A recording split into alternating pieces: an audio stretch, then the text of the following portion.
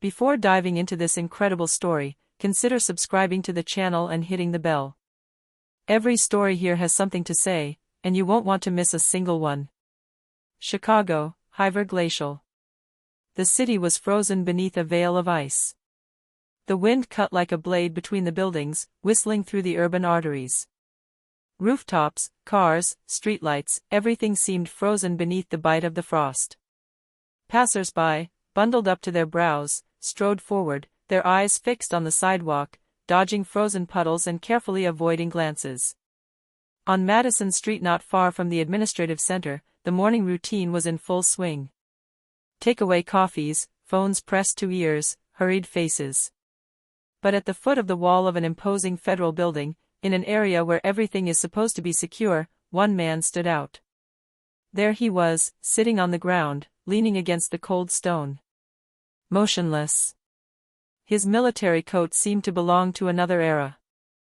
Thick, worn, but well-maintained. The kind of clothing you don't buy, you deserve. On his chest, an old, threadbare fabric label, Warren. He wore a hood that partially hid his face, but one could see his short, white beard and his upright posture despite the cold. In his hand, Aiden metal cup, but clean. He didn't shake her. He didn't demand anything. He didn't talk to anyone.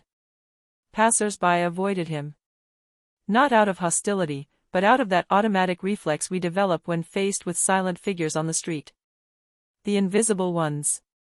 Those we think we recognize at first glance. A homeless person, they thought. Another ghost of winter. But that morning, it wasn't just anyone.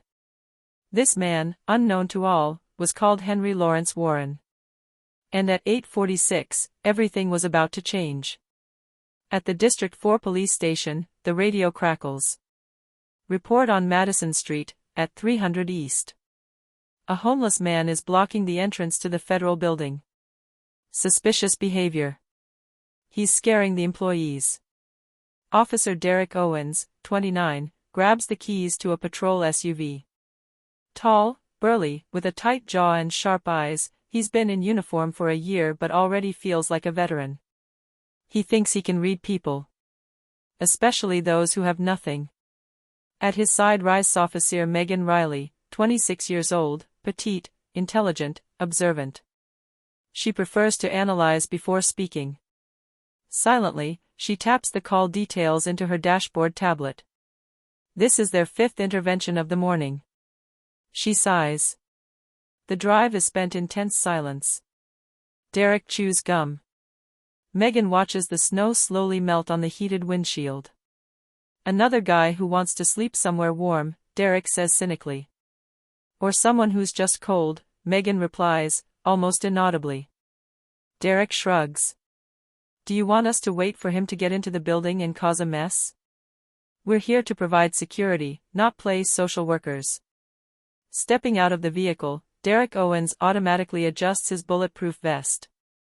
He takes a few brisk steps, his boots crunching on the salt-laced snow. The cold stings his face, but his tone is still sharp and expeditious. Come on, sir, we have to get out of here. You're blocking the entrance. The man doesn't move. Not an eyelash. His breath rises gently in the cold air, forming light clouds that dissipate immediately. Derek frowns. Get up. Now. Or I'll take you in for disturbing the peace. Do you understand what I'm saying? Still no movement. His posture is strange, too upright for a homeless person, too controlled. His shoulders are neither slumped nor shaky. There's a solidity to this body that Derek can't read. With a sharp gesture, he puts out his hand and grabs the man's arm, with authority. But he is surprised by the muscle firmness beneath the layers of fabric. It's not the thinness of a man in distress. It's the tension of a trained body, on alert. And there, the man moves. Very slowly, he turns his head, like a precise mechanism. He lifts his chin, revealing a marked but dignified face, a short white beard, hollow features, deep wrinkles at the corners of his eyes. And above all, a look. A steely gaze. Icy. Straight at a look that has seen war. Not a trace of fear. Not an ounce of submission. A look that cannot be disputed. He speaks. Her voice is deep, low, worn but clear. She doesn't need to shout. She carries natural authority, the one that you don't learn in a classroom. Officer. Remove your hand. Immediately. That's an order. Derek stands frozen, his hand hanging, taken aback by the tone. He takes a step back, chuckling nervously. An order? Wait a minute. Who do you think you are? The mayor? The man begins to straighten up. He first places his hands on his knees. He gets up without wobbling, despite the cold. He does not tremble. It is not very big, but the way he stands transforms the space around him. It was as if suddenly the street belonged to him alone. He locks his eyes with Derek's, then speaks with sharp clarity, each word resonating like a blade. General Henry Lawrence Warren. 3 stars. Retired, United States Army. Service number 729 to 114. I served this country for 37 years. Afghanistan. Iraq. Kuwait. I have buried more men than you have ever commanded. Decorated 11 times. A pause. Then, staring at him, he adds in a serious tone. I am here to honor my fallen brothers. Not to beg. The silence becomes brutal. As if the wind itself has stopped. Megan Riley, always staying in the background, she looks at her colleague, then at the man. And finally, she sees the name embroidered on the parka, Warren. She swallows, unable to say a word. Derek, however, remains speechless. His mouth opens, then closes. His gaze flickers between anger and doubt. He takes a half step back, then grabs the radio microphone on his shoulder. Central Station, this is Unit 274. I need an ID check. Name, Henry L. Warren. Possible ex-military. 3 stars, he claims. Service number 729 to 114. Requesting confirmation. A slight crackling sound responds. The radio remains silent for a few seconds. Meanwhile, General Warren remains motionless. He stands straight, arms at his sides, as if in uniform, facing a court-martial. His eyes, a piercing gray, don't leave Derek. Megan feels her heart beating faster. Everything inside her screams that this man tells the truth. He's not an imposter. He's not an illusion. He doesn't need a badge or a speech. It's in his way of existing. His whole body speaks of discipline, honor, and contained pain. And what chills Megan even more, is seeing how close she and Derek are. Almost stopped him. Not a homeless person. A war hero. 35 minutes later. The cold intensifies. A crowd has quietly formed around the stage. A few employees of the federal building watch from afar, phones in hand. The tension is palpable. Derek, arms crossed, tries to keep his composure. Megan, on the other hand, keeps her gaze fixed on the man straight ahead, General Henry L. Warren, who hasn't moved an inch since he said his name. Suddenly, unmarked black vehicle comes around the corner, speeds, brakes sharply, and parks across the curb, interior lights barely flashing. The door slams. A black one, Captain Raymond Doyle, in a white shirt, no coat, loose tie. His face is tense, his forehead already beaded with sweat despite the biting cold. He glances quickly at the 2 officers, then stares at the man in front of him. He stops abruptly. His eyes widen. His jaw tightens. He immediately recognizes the face. And there, without thinking, Captain Doyle freezes at attention, in a reflex of military respect so instinctive that he forgets the street, the protocol, the passers-by, everything. His voice breaks slightly. General Warren. My God. He bows his head, humble, almost guilty. I'm so sorry. I recognize you. I read your memoirs, I saw you on Capitol Hill. I was still a lieutenant at the time. You stood before Congress. You spoke about honoring the forgotten. I never thought I'd see you here, like this. The general doesn't smile. His face remains stone, but his eyes soften a little at the sight of the captain's sincere greeting. He nods briefly. Captain Doyle. Thank you. But I'll leave you to manage your men. The sentence is calm. Polite. But it carries an immense weight. Doyle slowly turns to Derek Owens. And at that moment, the young officer understands. His complexion pales. His breathing becomes ragged. He opens his mouth, but no words come out. He finally stammers, in a faint voice. I didn't know, sir. I swear. I didn't know who you were. The general turns to him. His gaze is long. Piercing. He doesn't shout. He doesn't lecture. Heddles the truth, raw, naked, chilling. And that is the problem. He takes a step toward Derek. Not aggressive. But solid. Cold. You saw a dirty coat. A dented mug. A white beard. You saw a man who didn't look like you. So you thought I was trash. Derek looks down, unable to meet the gaze. He has no more arrogance, no more confidence. Just a shame that slowly overwhelms him. Warren continues, in a more serious, slower tone. You didn't ask questions. You didn't listen. You assumed. And in your line of work, assumption can be fatal. Silence total. Even the city seems to have stopped to listen. Megan, on the other hand, is frozen. She clutches her gloves, her lips trembling. She is unable to look away from the general. And he, Henry Warren, slowly turns on his heels. He adjusts his hood. Then, he slowly moves away, step by step, dignified, straight, lonely under the snow, like a silhouette from another time.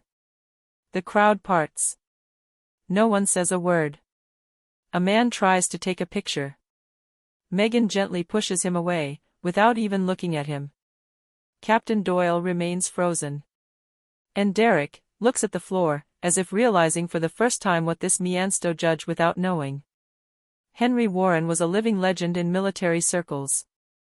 A 3-star general, a feared strategist and respected leader, he had led complex operations in several theaters of war. Iraq. Afghanistan. Kuwait. His name was mentioned in military academies, his decisions dissected by younger officers. But Warren had never sought the spotlight. Upon his retirement, despite offers of Senate seats, speaking engagements at prestigious universities, and television appearances, he refused them all. Not out of contempt, but out of conviction. He had never served for glory, but for duty. Then life had struck him where no war had hurt him. The disease took away his wife, Evelyn, his rock, his confidant, after 42 years of a discreet but indestructible love. And a few years later, his only son, Captain Elijah Warren, was killed during a humanitarian operation in Syria. That day, something inside him shut down. He withdrew from the world. He left his home in Virginia for a modest apartment on Chicago's South Side. No luxuries. Just a bed, a few books, framed photos of his family, and his uniform neatly hung in a closet. But he had not turned his back on his brothers in arms. Every week, without exception, he traveled through the city, often on foot, to visit homeless veterans. He knew their names. Their stories. Their invisible wounds. He shared coffee with them, a simple meal, sometimes a complicit silence. He listened without judging. He encouraged without lecturing. He still wore the same old military coat. A worn but clean parka, embroidered with his name, Warren. Not to remind them of his rank, but to remind them that he was like them. That he had not forgotten. This coat was a symbol. That morning, November 11th, Veterans Day, he had left his apartment at dawn. He wanted no ceremonies, no speeches. He just wanted to sit in peace before the war memorial in Lincoln Square, where the names of his former comrades in arms were engraved. He brought a simple cup of black coffee and sat on the icy bench in silence. The wind was dry, the fine snow fell silently.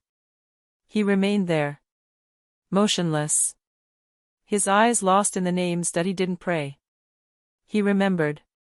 And that's how two young policemen found him, confusing silence with wandering, dignity with decadence. But Henry Warren, even alone, even bruised, still bore the stature of a general, and that morning, despite the humiliation, he reminded an entire city, and soon an entire nation, that a man should not be judged by his beard or his clothes, but by his story. The next morning, the city of Chicago wakes up in a media uproar. Local and then national newspapers repeat the same catchy headline over and over again. The police thought they were arresting a homeless man, he was a decorated general. Shame and confusion at the Chicago Police Department.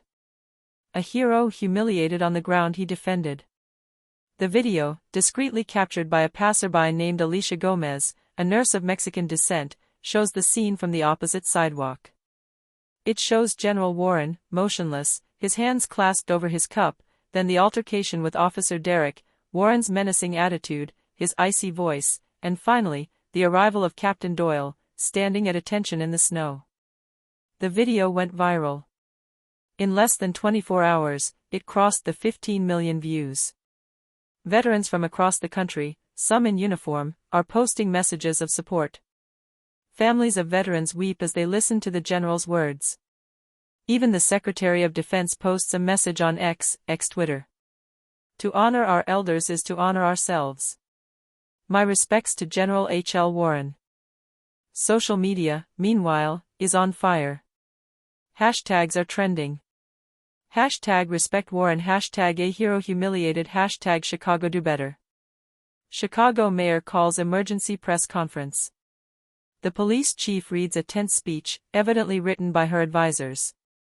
We deeply regret the incident. An internal investigation is underway. General Warren deserves our absolute respect. But nothing can extinguish the growing anger of the population. Henry Warren, he remains silent. For 2 days, he does not answer any calls, ignores requests from CNN, NBC, PBS, even those of influential veterans. Then, pushed by former brothers in arms, he reluctantly accepts an interview unique, in the garden of a veteran's home he has been attending for years. In front of the camera, he still wears his old, worn parka, with the famous Warren label sewn on the chest. He speaks in a deep, calm voice. This isn't about me. I'm just one man among many. Thousands of veterans live on the streets. Men and women broken by war, forgotten by society. Yesterday, I was taken for trash. And I saw in that officer's eyes, an automatic judgment. He saw a white beard. A coat. A mug. Not a man. Even less a soldier. He pauses. Looks at the camera. When you see a man down, remember that he may have once carried this country on his shoulders. A silence. Then he lowers his eyes, politely refusing to say more. A few weeks after the incident, the city of Chicago took unprecedented action. Under pressure from the public, the media, and veterans, authorities announced the creation of an innovative reintegration program for veterans who were homeless or in dire need. This program has a meaningful name, Project Warren. A clear tribute to General Henry Lawrence Warren, a living symbol of those forgotten by war and society. The Project Warren is designed as a comprehensive support network, accommodation, psychological support, professional training, access to healthcare, and assistance with administrative procedures. It relies on committed local associations, volunteers, former military personnel who have retrained, and public and private partners. Megan Riley, the cautious and attentive officer who had been the first to perceive the general's true identity, does not remain in the background. She asks to be transferred to this new unit, convinced that the police must learn to listen, understand, and accompany rather than judge and exclude. As for Derrick Owens, the arrogant officer who almost humiliated a hero, is undergoing a profound transformation. Temporarily suspended for a mandatory refresher course, he writes an open letter published in the Chicago Tribune. I learned that respect is not earned with a weapon, but with listening. That day I saw a man who gave me a lesson in dignity. I'm ashamed of having judged him. I owe him my apologies, and much more. His sincere and humble text sparks debate within the police community, opening the way to broader reflection on prejudices and the training of law enforcement. In the streets of Chicago, in the early morning, when the city is still asleep under a gray veil of fog, some witnesses report seeing a familiar figure. A lone man sits in front of the Veterans Memorial on Madison Street. He still wears that old, worn military coat, a coat that seems steeped in history and battles. In his hands, an empty cup, a symbol of his simplicity and silent struggle. Passers-by stop. Some bow slightly, as if paying homage to an uncrowned king. Others remain frozen for a few seconds in respectful silence. They know now. He wasn't homeless. He was a hero. A man who, even without uniform, even without visible rank, continues to inspire respect and dignity. A man who, in the silence of winter, still teaches the living what true greatness means.